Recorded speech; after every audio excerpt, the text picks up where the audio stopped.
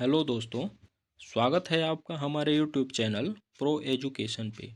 दोस्तों, आज हम बाल विकास एवं शिक्षा शास्त्र के अंतर्गत मानव विकास की विभिन्न अवस्थाओं के बारे में अध्ययन करेंगे और इसके बारे में विभिन्न मनोवैज्ञानिकों का मत जानेंगे और यह जानने का हम प्रयत्न करेंगे कि विकास की किस अवस्था में क्या क्या विशेषताएं होती हैं। तो आइए दोस्तों, देर ना करते हुए हम अपने टॉपिक की ओर चलते हैं और देखते हैं कि इसमें किस टाइप से प्रश्न पूछे जाते हैं। तो सबसे पहला है विकास की विभिन्न अवस्थाएं। तो हमें विकास के विभिन्न अवस्थाओं के बारे में जानना है। व्यक्ति के विकास की प्रक्रिया के संबंध में विद्वान एकमत नहीं है। अलग अलग विद्वानों ने विकास की विभिन्न अवस्थाओं के संबंध में अलग अलग विचार प्रकट किए हैं। विकास की विभिन्न अवस्थाओं के वर्गीकरण के बारे में कुछ महत्वपूर्ण विद्वानों के विचार इस प्रकार हैं। तो इसमें हम कुछ महत्वपूर्ण जो विद्वान हैं उन्होंने अपने मत दिए हैं, उसका हम लोग अध्ययन करने वाले हैं। तो इसमें पहला रूसो ने दिया है और ये रूसो के द्वारा जो अवस्थाएं दी गई है यही सर्वमान्य अवस्था है। दोस्त, रूसो ने बालकों की 3 अवस्थाओं की कल्पना की है और यह सर्वमान्य अवस्था है।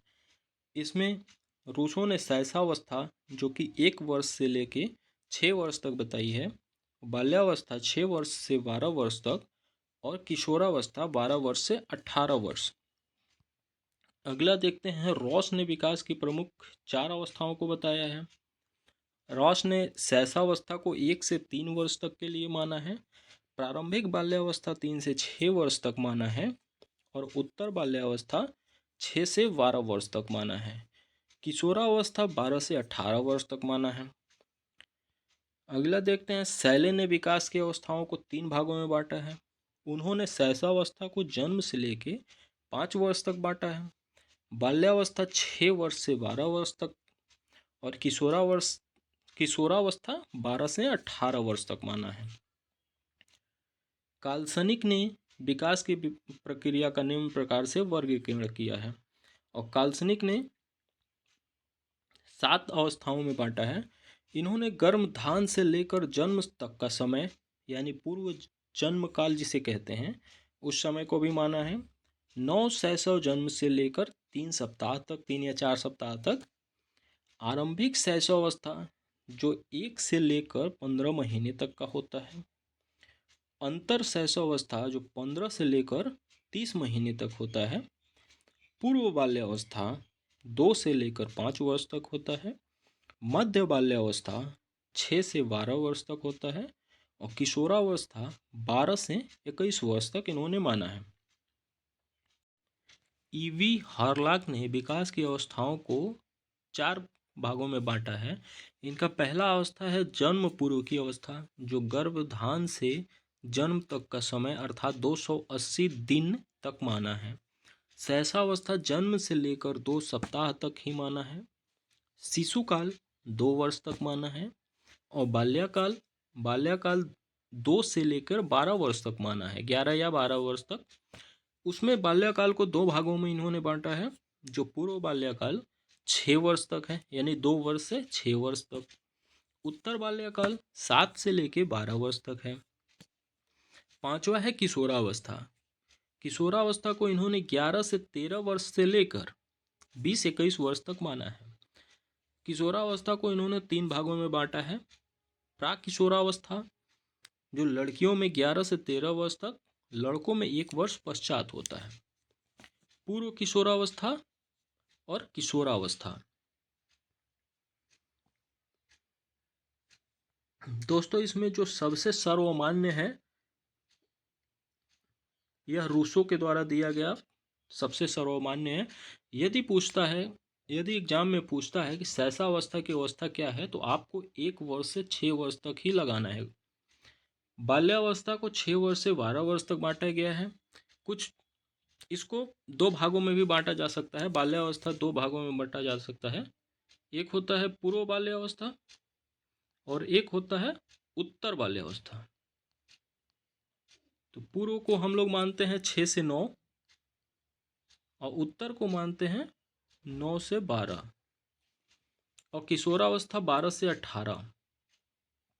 तो यही सबसे सर्वमान्य परिभाषा अवस्था है और इसी को मान्यता दिया जाता है। यदि क्वेश्चन में स्पेशली किसी विद्वान का नाम ना दे और ऐसे पूछ दे कि बाल्यावस्था की अवस्था क्या होती है, तो आपको दोस्तों 6 से 12 वर्ष तक ही क्वेश्चन आंसर लगाना है।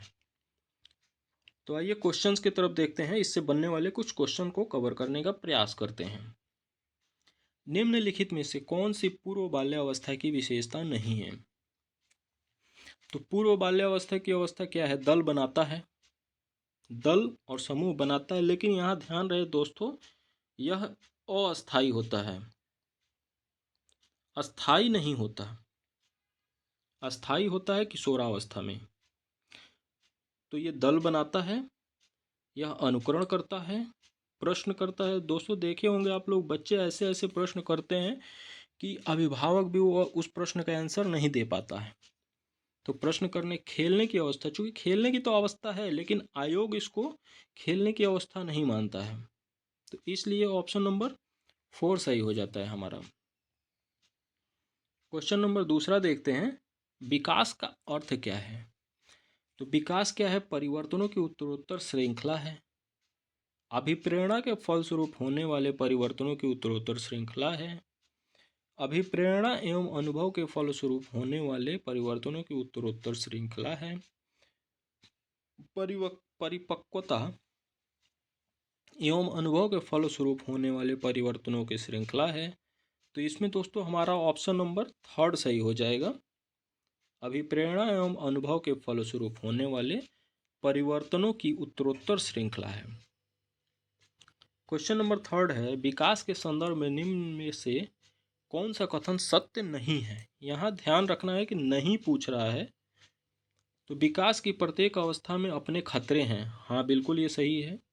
विकास उकसाने बढ़ावा देने से सही होता है, ऐसा तो है नहीं, इसको भी छोड़ते हैं, आगे देखते हैं।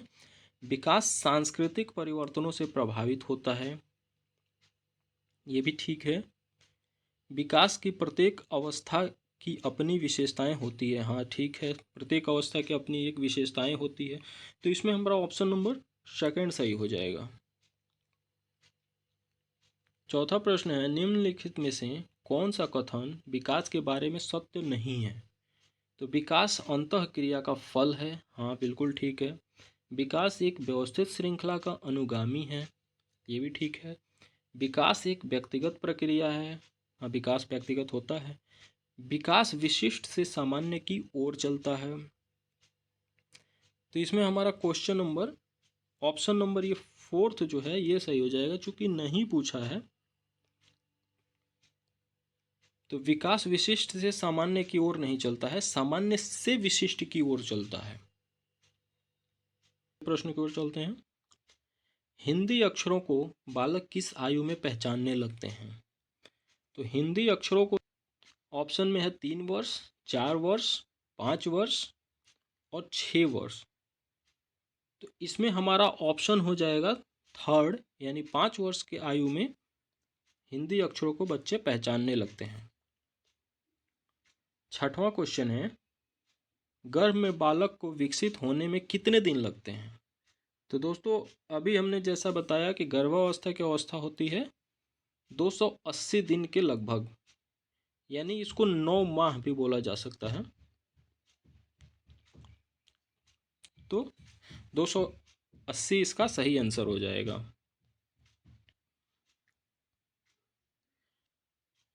अगला प्रश्न है, नवजात शिशु का भार होता है 6 पाउंड, 7 पाउंड, 8 पाउंड, 9 पाउंड। तो इसमें हमारा नवजात शिशु का जो वजन होता है वो 8 पाउंड होता है। और इसमें ये ध्यान रखिएगा आप लोग कि 1 पाउंड में कितने किलोग्राम होते हैं, 1 पाउंड में इतने किलोग्राम होते हैं और 1 किलोग्राम में 2.204 पाउंड होते हैं। ये भी दोस्तों एग्जाम में पूछा जाता है कि बच्चे का वजन केजी में कितना होता है। तो फीमेल का वजन होता है 2.7 से 3.1 केजी और मेल का वजन होता है 2.8 से 3.2 kg। तो इसको भी ध्यान रखना है, यह भी एग्जाम में पूछा जाने वाला प्रश्न है। हमारा अगला प्रश्न है, मनोविज्ञान के अनुसार बाल विकास की कौन सी अवस्था सबसे जटिल व कठिन है? तो सबसे जटिल व कठिन अवस्था किशोरावस्था की होती है और इसको कहा जाता है कि यह अवस्था तनाव एवं तूफान की अवस्था है। इस अवस्था में बच्चे अपने सहपाठियों के बातों पे ज़्यादा विश्वास करते हैं और अपने गार्जियन माता पिता के प्रति उग्र व्यवहार करते हैं। इस अवस्था की कुछ प्रमुख विशेषताएं हैं जो कि आप लोग नोट डाउन कर सकते हैं। इसका पहला विशेषता यह है कि इसमें शारीरिक परिवर्तन बहुत तेजी से होता है। इस अवस्था में घनिष्ठ व व्यक्तिगत मित्रता होती है, क्योंकि यही अवस्था है जिसमें बालक अपने समूह का अस्थायी सदस्य बनता है। तीसरा है घनिष्ठ व व्यक्तिगत मित्रता होती है। इसमें चौथा पॉइंट्स है स्थिरता व समायोजन का अभाव होता है। पांचवा है स्वतंत्रता व विद्रोह की भावना उत्पन्न होती है। छठवां है काम शक्ति की परिपक्वता होती है। आठवां है रुचियों में परिवर्तन व स्थिरता आती है। नौवां है ईश्वर व धर्म में विश्वास होता है। 10वां है 12 से 18 वर्ष के बीच की इस अवस्था को, यह किशोरावस्था जो होता है ये 12 से 18 वर्ष के बीच तक को माना जाता है। नशा या अपराध की ओर उन्मुख होने की संभावना इसी अवस्था में होती है। मतलब देखा जाए तो मानव विकास का सबसे महत्वपूर्ण अवस्था किशोरावस्था ही होता है।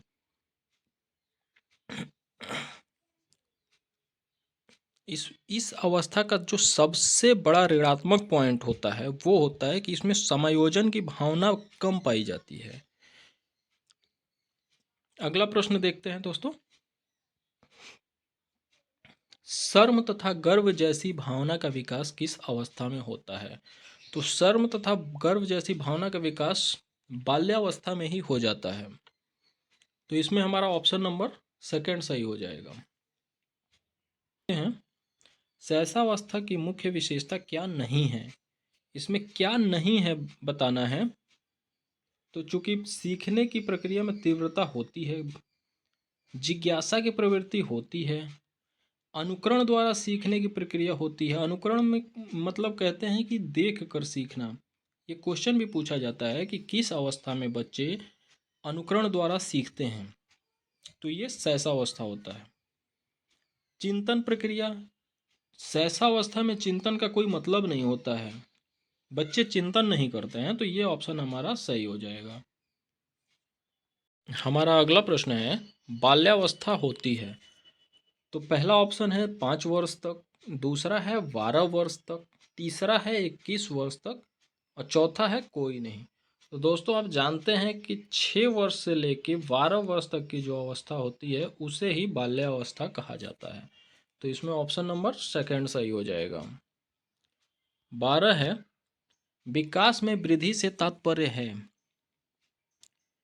विकास में वृद्धि का तात्पर्य ज्ञान में वृद्धि, ठीक है, संवेग में वृद्धि, ठीक है, वजन में वृद्धि, और चौथा ऑप्शन है आकार सोच समझ कौशल में वृद्धि, यानी हमारा ऑप्शन नंबर 4 सही हो जाएगा। क्योंकि विकास आकार सोच समझ कौशल सब कुछ में, यानी सर्वांगीण विकास हो उसी को विकास कहेंगे। 13वां क्वेश्चन है तनाव और क्रोध की अवस्था है। तो दोस्तों जैसा कि मैंने बताया किशोरावस्था तनाव एवं तूफान की अवस्था होती है, क्रोध की अवस्था होती है। इसमें बच्चे अपने माता पिता के प्रति रूढ़ व्यवहार करते हैं और अपने सहपाठियों के द्वारा कही गई बातों को वो सत्य मानते हैं और उन्हीं को फॉलो भी करते हैं। तो इसमें ऑप्शन नंबर सेकंड सही हो जाएगा। 14वां है शरीर के आकार में वृद्धि होती है। इसमें दोस्तों ये बताना है कि शरीर के आकार में वृद्धि क्यों होती है। क्योंकि शारीरिक और गत्यात्मक विकास होता है, संवेगात्मक विकास होता है, संज्ञानात्मक विकास होता है, नैतिक विकास होता है। तो ये संवेगात्मक संज्ञानात्मक नैतिक ये शारीरिक विकास से संबंधित नहीं है, तो हमारा शारीरिक विकास पहला हो। क्वेश्चन नंबर 15 है, विग व हंट के अनुसार विशेषताओं को सर्वोत्तम रूप से व्यक्त करने वाला एक शब्द है परिवर्तन। परिवर्तन शारीरिक, सामाजिक और मनोवैज्ञानिक होता है। इसमें है शैशवावस्था, सॉरी, इसमें शैशवावस्था होगा।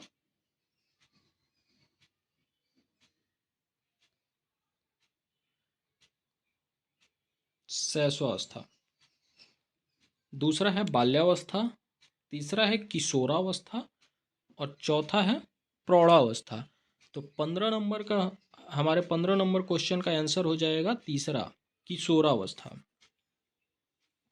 अगले प्रश्न की ओर चलते हैं और हमारा 16वां प्रश्न है, एक 13 वर्षीय बालक बात बात पे अपने बड़ों से झगड़ा करने लगता है और हमेशा स्वयं को ही सही साबित करने की कोशिश करता है। वह विकास की किस अवस्था में है?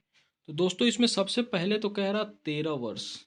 और आप जानते हैं कि 12 वर्ष से लेके 18 वर्ष तक की जो अवस्था होती है वो किशोरावस्था की होती है। तो आप यहीं से बता सकते हैं किशोरावस्था। दूसरा इसमें और कह रहा है कि अपने बड़ों से झगड़ा करने लगता है, मतलब कि दोस्तों अभी जैसा कि हमने बताया कि वो अपने सहपाठियों के बातों को ही वैल्यू देता है, अपने से बड़ों के प्रति उसका व्यवहार थोड़ा रूढ़ हो जाता है, हमेशा स्वयं को ही सही साबित करने की कोशिश करता है। और वह विकास की किस अवस्था में? तो ऑप्शन नंबर हमारा सेकंड सही हो जाएगा, किशोरावस्था। क्वेश्चन नंबर 17 है, एक बच्चे की वृद्धि और विकास के अध्ययन की सर्वाधिक अच्छी विधि कौन सी है?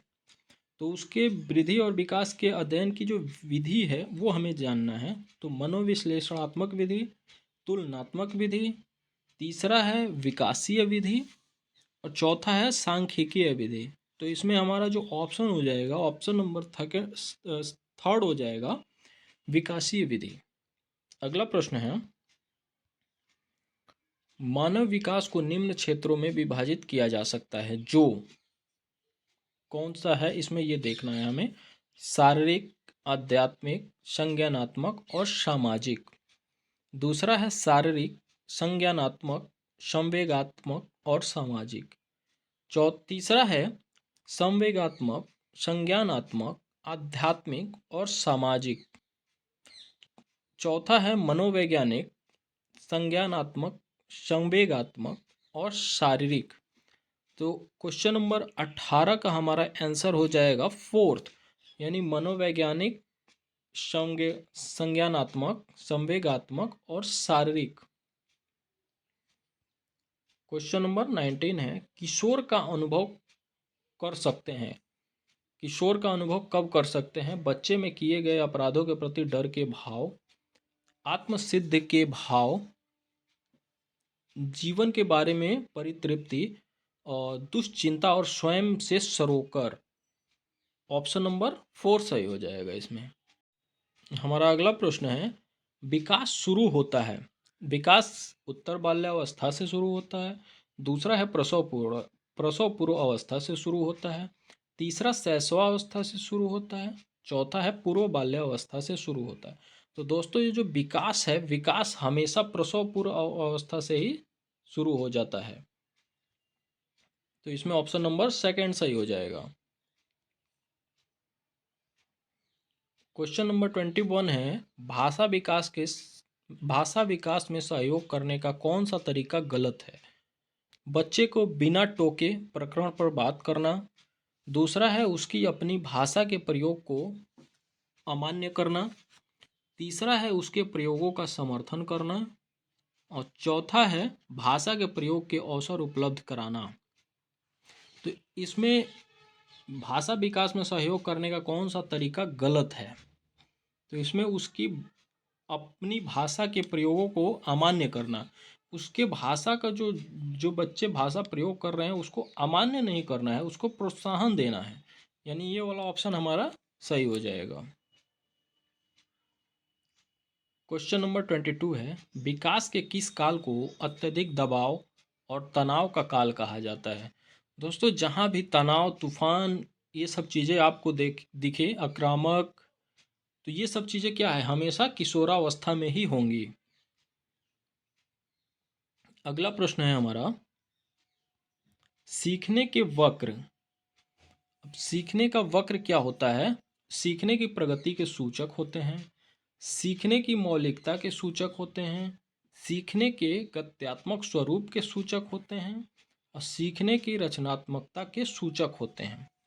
तो जो सीखने का वक्र है वो हमेशा सीखने के प्रगति के सूचक होते हैं। यानी आपका जो वक्र है वो अगर इस तरह से बन रहा है तो मतलब कि आप निरंतर सीख रहे हैं। अगले प्रश्न की ओर देखते हैं। प्रश्न नंबर 24 है, माँ बाप के साये से बाहर निकलकर अपने साथी बालकों की संगत को पसंद करना संबंधित है।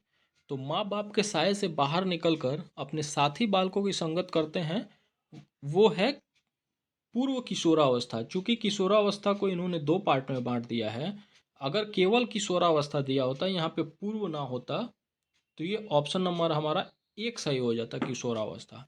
चूंकि ऑप्शन में पूर्व किशोरावस्था दे रखा है, इसका मतलब जो किशोरावस्था का शुरुआत का जो क्रम होता है, यानी 12 से 13 वर्ष की अवस्था होती है, ये पूर्व किशोरावस्था की शुरुआत होती है। तो इसी में बच्चे अपने साथी बालकों की संगत को पसंद करना वो निश्चित करते हैं। अगला प्रश्न है, मानसिक परिपक्वता की ऊंचाइयों को छूने के लिए प्रयत्नरत रहना संबंधित है। पहला ऑप्शन है किशोरावस्था से, दूसरा ऑप्शन है प्रौढ़ावस्था से, तीसरा है पूर्व बाल्यावस्था से और चौथा है उत्तर बाल्यावस्था से। तो इसमें हमारा जो पहला ऑप्शन हो जाएगा, ऑप्शन नंबर 1, किशोरावस्था से संबंधित है। 26 है, शैशवावस्था में बच्चों के क्रियाकलाप होते हैं। शैशवावस्था में बच्चों के क्रियाकलाप कैसे होते हैं? मूल प्रवृत्त्यात्मक, संरक्षित, संज्ञानात्मक और संवेगात्मक। तो शैशवावस्था में बच्चे का मूल प्रवृत्त्यात्मक होते हैं, यानी ऑप्शन नंबर पहला सही हो जाएगा। क्वेश्चन नंबर 27 है, किशोरावस्था में बच्चे किस प्रकार की समस्या का सामना करते हैं? तो किशोरावस्था में बच्चे के आप जानते हैं कि शारीरिक विकास होता है, मानसिक विकास होता है और समायोजन, इन तीनों समस्याओं से।